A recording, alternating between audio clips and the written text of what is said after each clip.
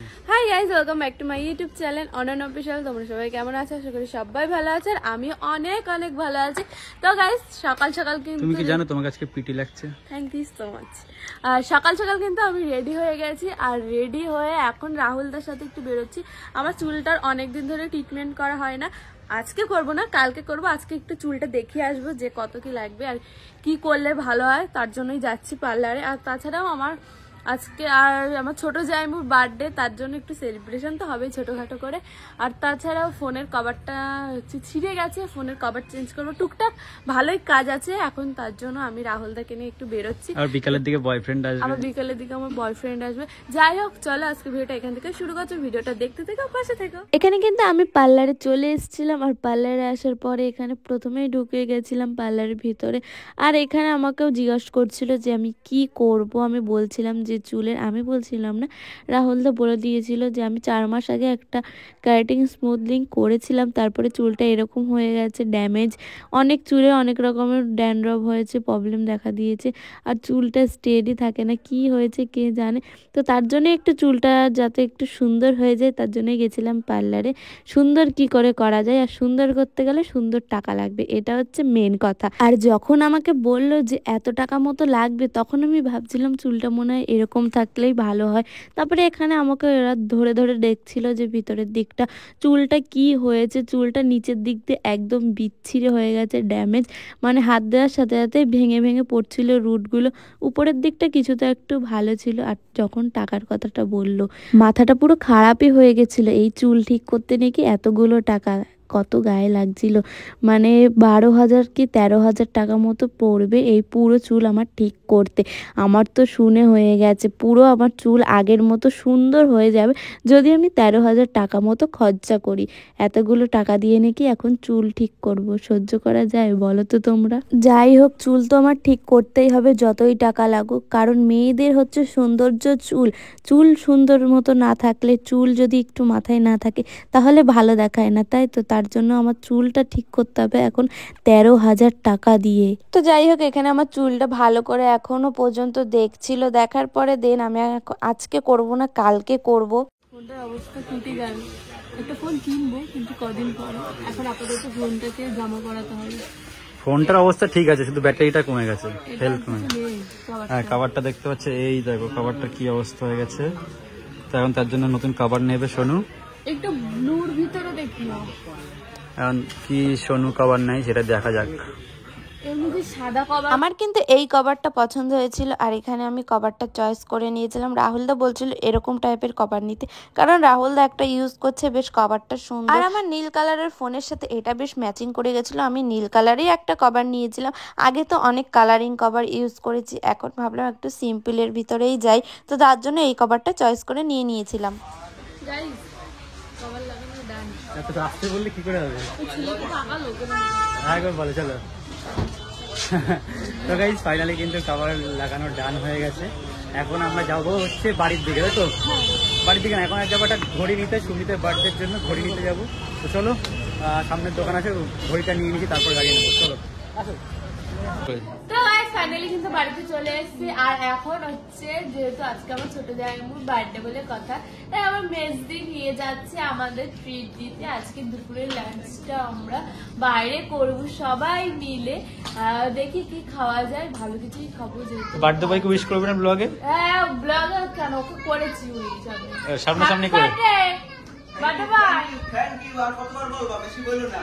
হ্যাঁ, happy birthday বলে দিচ্ছি ওকে, আমি অনেকবার বলেছি, যে কাউকে দেখা হচ্ছে সেটা বলছি হ্যাপি বার্থডে, হ্যাপি বার্থডে। তো যাই হোক গাইস, আমরা এখন যাবো সবাই মিলে, সবাই রেডি হয়ে বাইরে দাঁড়িয়ে আছে। তো চলো আমরা যাই, দিন তারপরে কথা। এখানে কিন্তু সবাই বেরিয়ে গেছিল। এই যে আমার বড়দি, আজকে বড়দির লুকটা হচ্ছে এরকম। ঠিক দুপুরবেলা খাওয়া দাওয়া করতে যাচ্ছি, এর থেকে বেশি কি সাজবে। আর এখানে দেখো আমার মেজদি কিরকম সেজেছে, ওর বরের বার্থডে বলে কথা। হ্যাঁ, রাহুলদা বলছিল এই চুড়িদারটা অনন্যার। হ্যাঁ, তারপরে ও এখানে রাহুলদার সাথে ঝগড়া করছিল যে চুড়িদারটা কি খুলে দেবো। তো তারপরে কিন্তু এখানে বড়দির সাথে কথাকথি হচ্ছিল একটু ওর। তো গাইস, ফাইনালি কিন্তু আমরা খাওয়া দাওয়া করতে চলে এসেছি, আর এখানে কিন্তু আমাদের থালি দিয়ে দিয়েছে। আমরা হচ্ছে মাটন থালি অর্ডার করেছি, মাটন থালি দিয়ে দিয়েছে। প্রচন্ড খিদা পেয়েছিল, স্নান করার পরপরই আমি একটু গেছিলাম বাজারের দিকে, তারপরে কিছু খাওয়া হয়নি, সবার কিন্তু খাবার চলে এসছে। আর এখানে আমার মাম্মাম আজকে আমার পাশে বসেছে। মাম্মাম ইস, তো যাই হোক গাইস, চলো খাওয়া দাওয়াটা করে নিই, দেন তারপরে কথা হচ্ছে। এখন কিন্তু চলে এসছি একটু রাত্রের দিকে সবাই মিলে ক্যাফেতে। আর যেহেতু ছোট জামাইবুর আজকে ট্রিট দেবে সব বন্ধু বান্ধবকে, তার জন্য সবাইকে আজকে ক্যাফেতে ইনভাইট করেছে, তার জন্য সবাই মিলে চলে এসেছি। শুধু আমি একা আসিনি, এখানে কিন্তু আমার বয়ফ্রেন্ডও এসছে, কিন্তু আমার বয়ফ্রেন্ডটাকে একটু পরে দেখাচ্ছি, এখন দেখাবো না। এখানে আমার মাম্মাম চলে এসছে, মেজদি, তারপরে বউয়ার বউ, এখানে বড়দি, তারপরে এই যে হচ্ছে আমার বয়ফ্রেন্ড। ক্যাফেতে তো এসছি, যেখানে গান চলবে আর সেখানে নাচবে না, এটা তো হতেই পারে না। আমার বড়দির মাথা খারাপ হয়ে গেছে, এখানে ও একা একা নাচা শুরু করে দিয়েছে। আর এখানে কেক বের করে নিয়েছিল, কেকটা বেশ সুন্দর ছিল। এখানে কিন্তু তারপরে আমার মাম্মাম একটু দুষ্টুমি করছিল, আর এখানে আমি বসেছিলাম। আজকে আমাকে কেমন যেন বয়স্ক বয়স্ক লাগছে, মানে ঠান্ডা পড়ে গেছে তো, ঠান্ডায় আর কি বলবো। আর এখন কিন্তু ছোট জামাইবু কেক কাটবে, তার জন্য এখানে মাম্মামকে নিয়ে এসেছিল, কারণ মাম্মাম ছাড়া কেক কাটলে ওর মুখটা একদম হারি হয়ে যায়। এখানে আমার দিদি স্পেশাল ভাবে ওর বরকে একটু সারপ্রাইজ দিল। আর এখানে কিন্তু আমরা বসেছিলাম, আমরা একটু বলছিলাম যে জামাইবু তুমি একটু এত নিরাকষ কেন, দিদিকে একটু জড়িয়ে ধরে বলো থ্যাংক ইউ সো মাচ, একটু ইয়ার্কি ঠাট্টা করছিলাম। আর এখানে কিন্তু কেক কাটিং শুরু হয়ে গেছিল। আর এই কেকটা কিন্তু ম্যাঙ্গো ফ্লেভারের ছিল, খুব টেস্টি ছিল।